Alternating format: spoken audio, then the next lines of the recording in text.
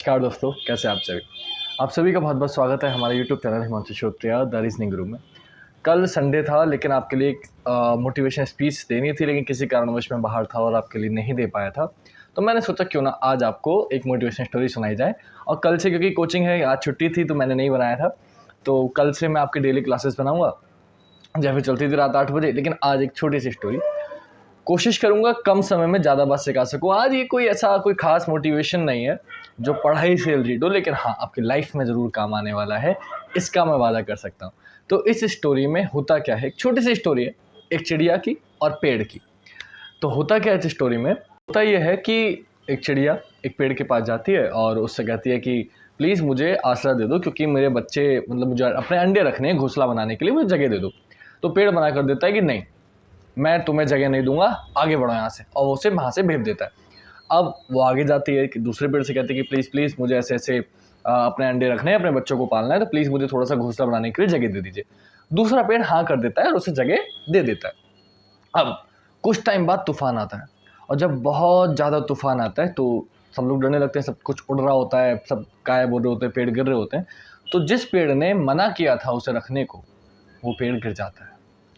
अब जब वो पेड़ गिर जाता है तो चिड़िया दूसरे पेड़ पर बैठ के कहती है, तुमने मुझे जगह नहीं दी थी ना, अच्छा हुआ तुम गिर गए, जाओ, तुम्हारा इसलिए ही बुरा हुआ। अब आप लोगों ने यहाँ तक अपना निर्णय सोच लिया होगा कि आगे क्या होगा, लेकिन आगे है ट्विस्ट। आगे क्या हुआ उसे ध्यान से सुनिएगा।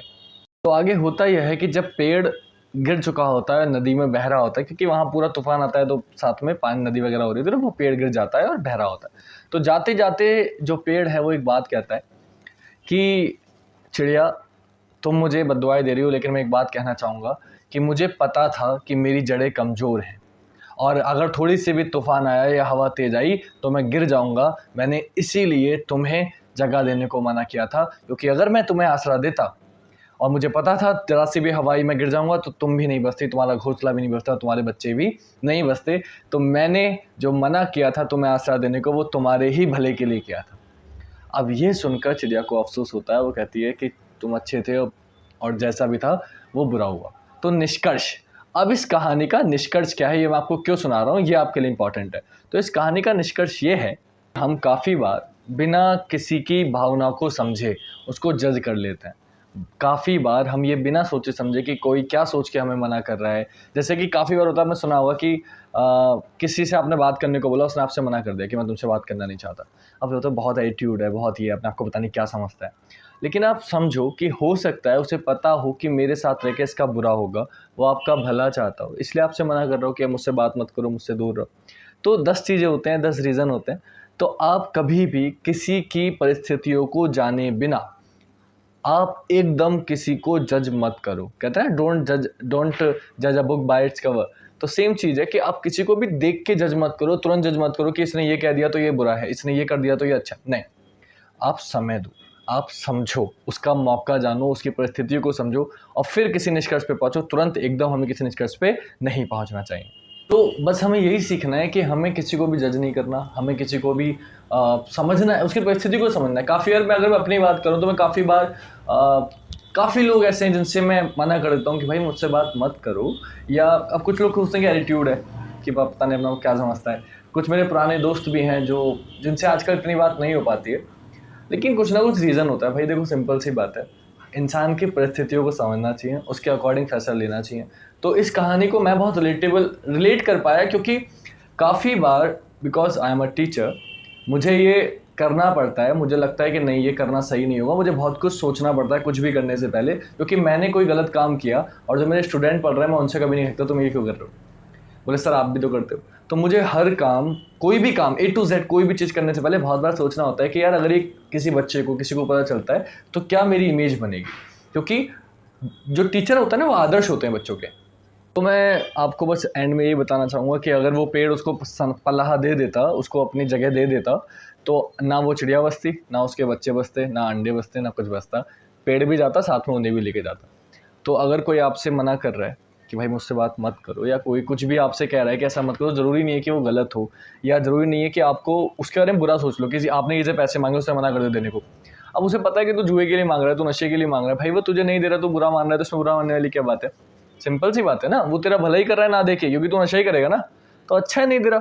तो मेरा मानना यह है कि आप लोगों को कुछ भी फैसला लेने से पहले बहुत कुछ सोचना चाहिए, समझना चाहिए, उसके बाद आपको जज करना चाहिए किसी को। ऐसे ही नहीं कि किसी ने कुछ कह दिया, किसी ने कुछ सुन लिया। आजकल ज़्यादातर कोई भी आपके घर वाले हों, रिलेटिव्स हों, आपके दोस्त हों, रिश्ता एकदम टूट जाता है ज़रा सी बात पे, क्योंकि आप भरोसा नहीं करते। तो थोड़ा सा आपको भरोसा करने की ज़रूरत पड़ेगी। तो लास्ट में वीडियो ख़त्म करूँगा, ज़्यादा लंबी नहीं करूँगा, और एक ही बात कहना चाहूँगा कि अगर कोई भी मैं अपनी बात कर रहा हूँ या किसी की भी बात कर रहा हूँ, आप समझ लो कि कोई भी अगर आपसे कह रहा है कि भाई दूर रहो, मुझसे बात मत करो, मेरे पास मत आओ, या मेरे साथ ऐसा मत करो, ऐसा वो मत करो, तो ज़रूरी नहीं है कि वो रूड है या वो उसका एटीट्यूड है। हो सकता है वो आपका भला चाहता हो, और आपको चाहता हो कि आप आगे सक्सेसफुल हो, आपकी लाइफ में कोई दिक्कतें ना आए। तो हर चीज़ बुरे के लिए नहीं होती, कुछ चीज़ें आपको समझना पड़ता है। कोई अगर आपसे बात नहीं कर रहा है, कोई चीज़ भी है, तो इसका मतलब ये नहीं है कि वो रूड है या फिर वो नहीं चाह रहा है, कुछ उसमें एटीट्यूड है, नहीं। इसका मतलब यह है कि हो सकता है वो आपका भला चाह रहा हो, वो आपका बुरा ना चाह रहा हो। तो आज मैंने पता नहीं क्यों स्टोरी सुनी, अच्छी लगी, मैंने बना दी। आई होप आपके काम आए, शायद आपके काम आए, शायद ना आए। तो वो काम आए तो यूज़ करिएगा, नहीं आए तो एक स्टोरी सुन के छोड़ दीजिएगा। तो अगर वीडियो अच्छी लगे तो लाइक कर दीजिएगा, नहीं लगे तो कोई बात नहीं।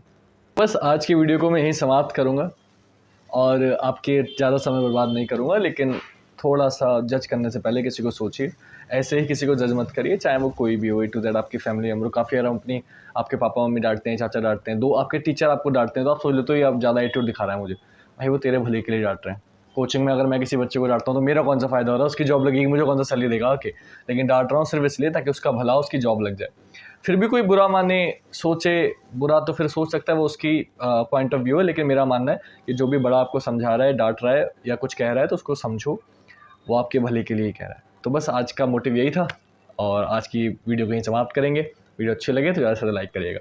जय हिंद, जय भारत, वंदे मातरम, शिवरात्रि।